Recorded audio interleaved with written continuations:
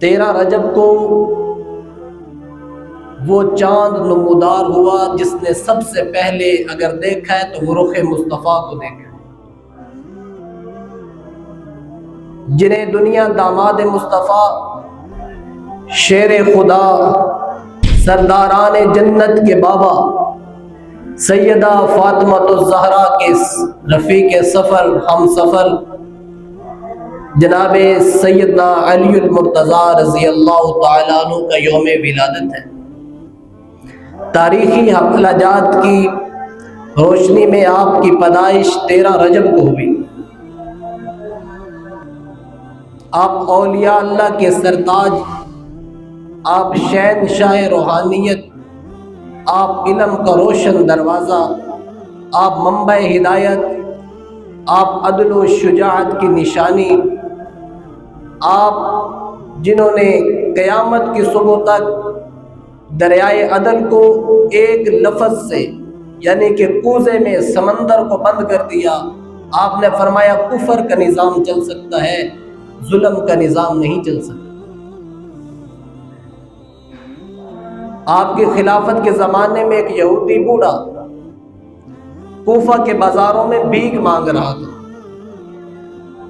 آپ نے پوچھا کہ میری خلافت میں تو بھیک کیوں مانگتا ہے؟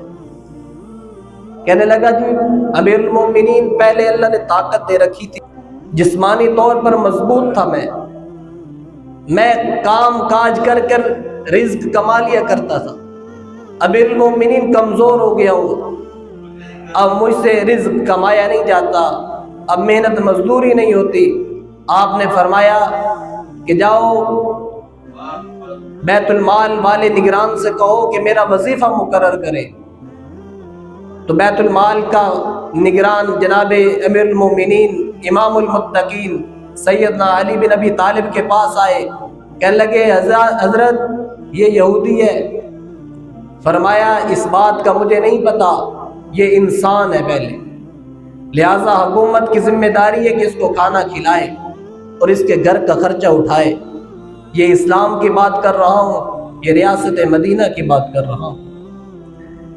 ایک دفعہ جناب ابن عباس رضی اللہ تعالیٰ عنہما آپ کے گھر آئے، دیکھا تو اپنے جوتے کو سلائی کر رہے ہیں، امیر المومنین ہے، اور آپ نے ابن عباس سے پوچھا اس جوتے کی تیرے ہاں کیا اہمیت ہے، تیری نظر میں اس جوتے کی کیا اہمیت ہے؟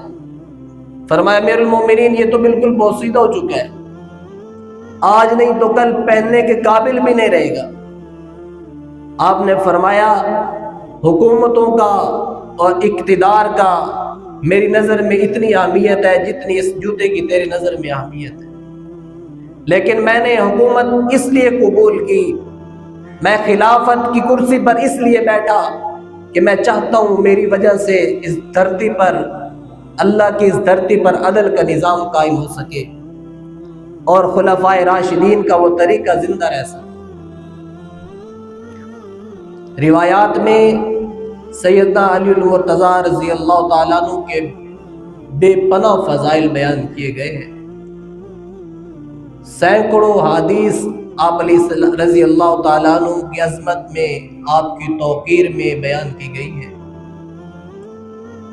آپ عظیم الہمت صحابی رسول ہونے کے ساتھ ساتھ آپ حضور علیہ السلام کے قریبی رشتہ دار بھی ہیں۔ انصار اور مہاجرین جب ہجرت کر کے مہاجر مدینہ میں آئے تو اللہ کے نبی نے فرمایا فلاں صحابی فلاں کا بھائی، فلاں صحابی فلاں کا بھائی، یعنی جو ہجرت کر کے آئے وہ مدینے والوں کا بھائی۔ ساروں کو تقسیم کر دیا، سلمان فارسی بچے، فرمایا یہ تو فارس کے ہیں، یہ کن کے بھائی؟ فرمایا سلمان فارسی میرے اہل البیت میں سے ہوئے۔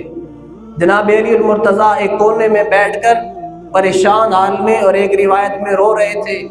حضور نے پوچھا علی تو کیوں روتا ہے؟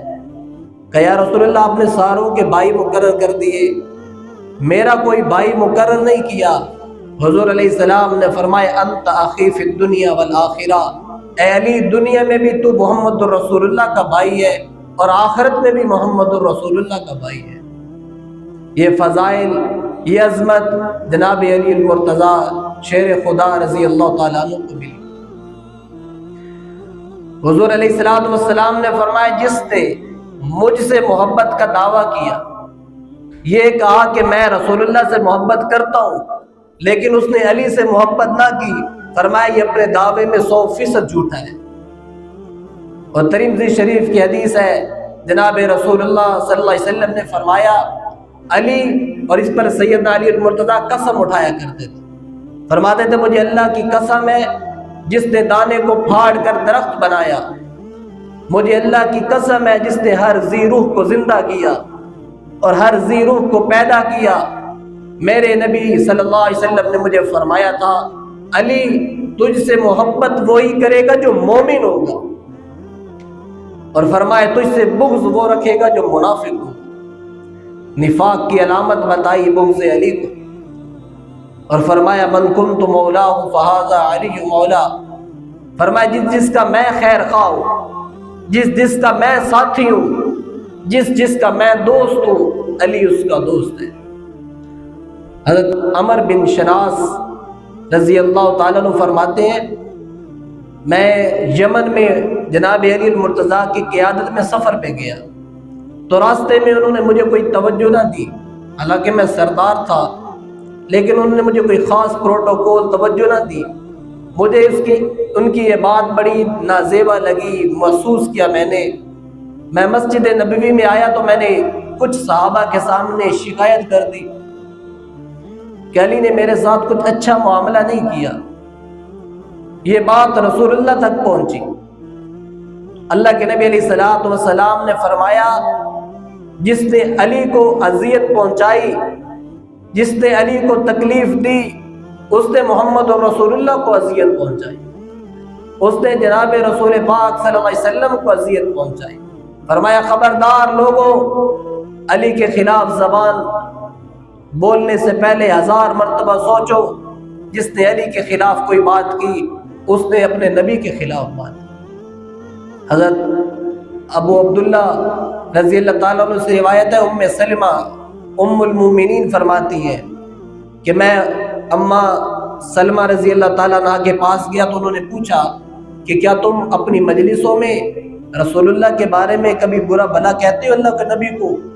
تو کہنے لگا میں تو تڑپ گیا اور میں نے کہا اللہ کی پناہ، ہم حضور کے خلاف کوئی بات کر سکتے ہیں؟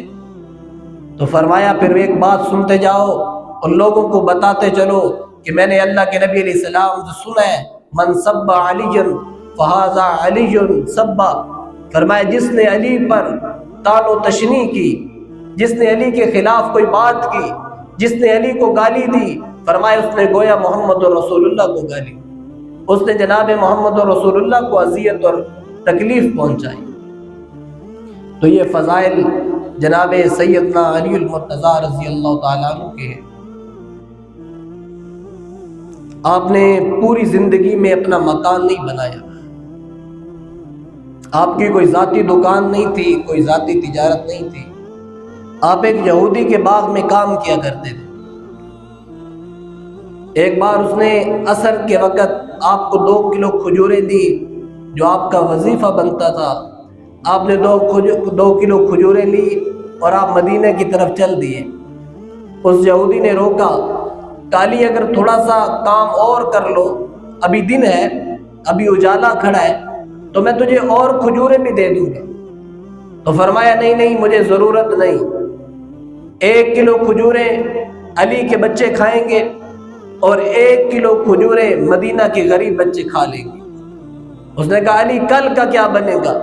فرمایا جو کل کے سورج کو نکالے گا نا، جو کل کے دن کو روشن کرے گا، علی کے رزق کا بندوبست اسی کے ذریعے۔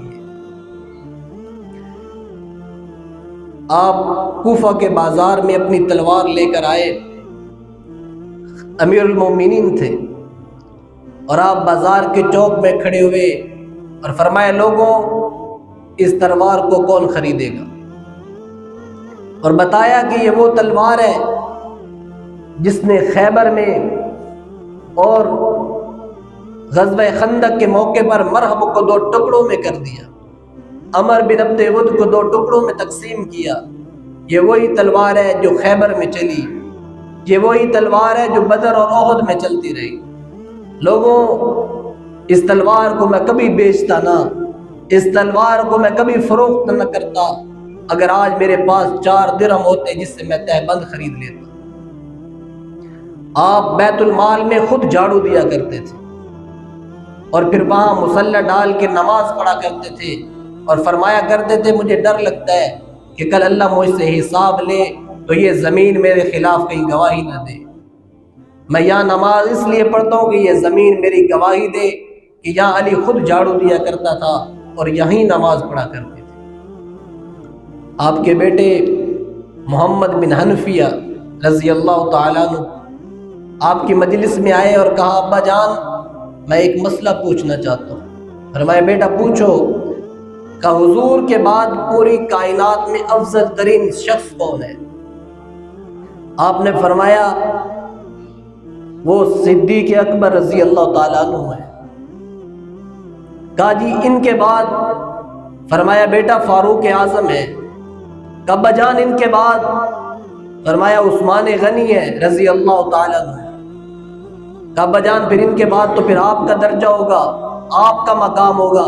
فرمایا نہیں میں تو ایک عام آدمی ہوں، میں تو ایک عام انسان ہوں۔ عاجزی کا یہ عالم تھا، نسبتوں کا یہ عالم کہ رسول اللہ فرما رہے ہیں انت فی الدنیا و اخی فی الآخرہ، علی دنیا میں بھی تو میرا بھائی اور آخرت میں بھی تو میرا بھائی۔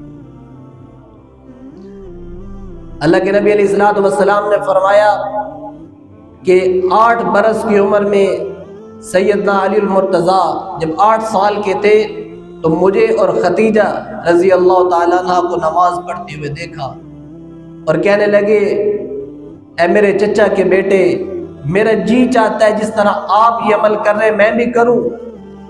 حضور نے فرمایا اگر یہ عمل کرنا چاہتے ہو تو بیٹا تم پھر کلمہ پڑھو اور پھر نماز بھی پڑھو۔ کہ میں 2 سال تک رسول اللہ کے پیچھے نمازیں پڑھتا رہا۔ پھر اللہ کے نبی نے کہا اپنے ابا سے، ابو طالب سے پوچھ کیا ہو کہ میں محمد رسول اللہ کا کلمہ پڑھ لوں؟ تو کہتے میری 10 سال عمر تھی تو میں ابو طالب اپنے والد محترم کے پاس گیا کہ ابا جان مجھے محمد صلی اللہ علیہ وسلم کہتے ہیں کہ میرا کلمہ پڑھ کے میرے اسلام میں داخل ہو جاؤ، کیا میں کلمہ پڑھ لوں؟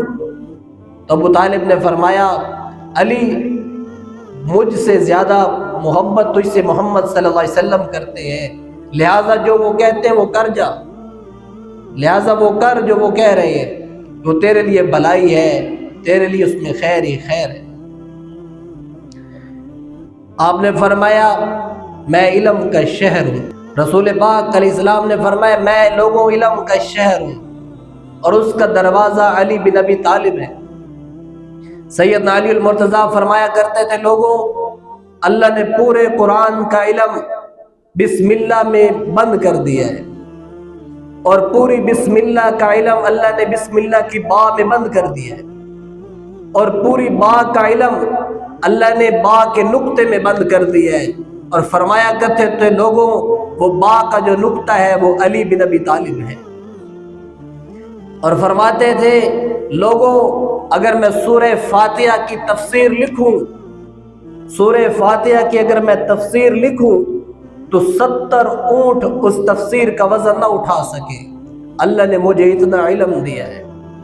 آپ کوفہ کے ممبر پر بیٹھے ہیں اور آپ فرما رہے تھے لوگوں آج پوچھو قرآن کی جس آیت کے بارے میں مجھ سے، میں قرآن کی ایک ایک آیت کو جانتا ہوں اور میں ایک ایک آیت کی تفسیر کو جانتا ہوں۔